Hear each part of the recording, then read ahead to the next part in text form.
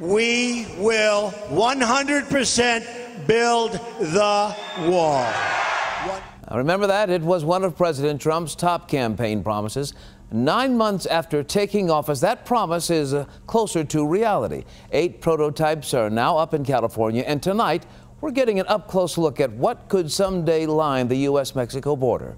Todd Unger traveled to San Diego for this WFAA original.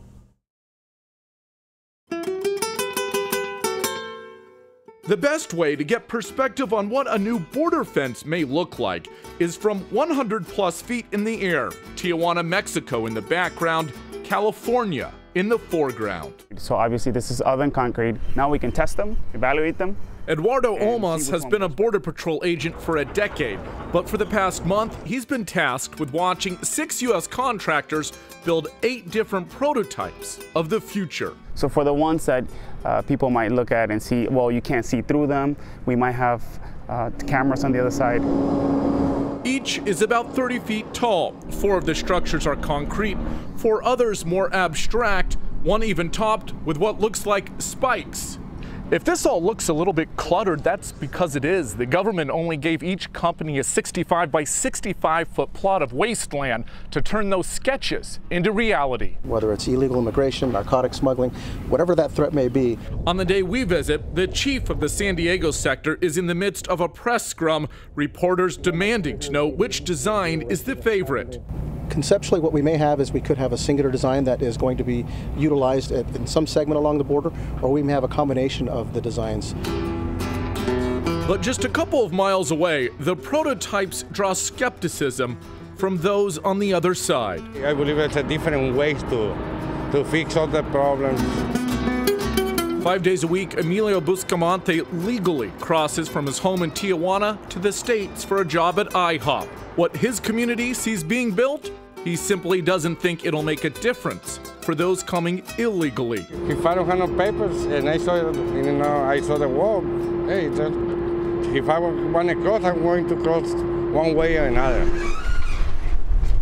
That thinking may prove even more true here in Texas, where our border stretches more than 1,200 miles, everything from barren desert to mountainous canyons.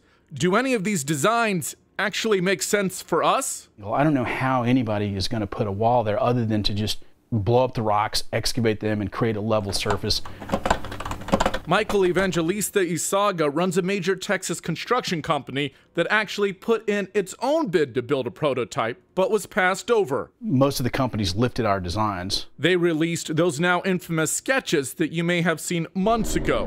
We showed him video of what we saw firsthand at the site. I think we would have been emphasizing a whole lot more of the see-through wall concepts. Another Texas company, Texas Sterling, is one of the builders. Remember that model with the jagged top? That's theirs. In a few weeks, the government starts evaluating each before a final decision. I mean, you're going to actually try and test out the walls, right? Exactly. So what we're looking for is for it not to be easily scalable, climbable, for rudimentary tunnels to be not easily made.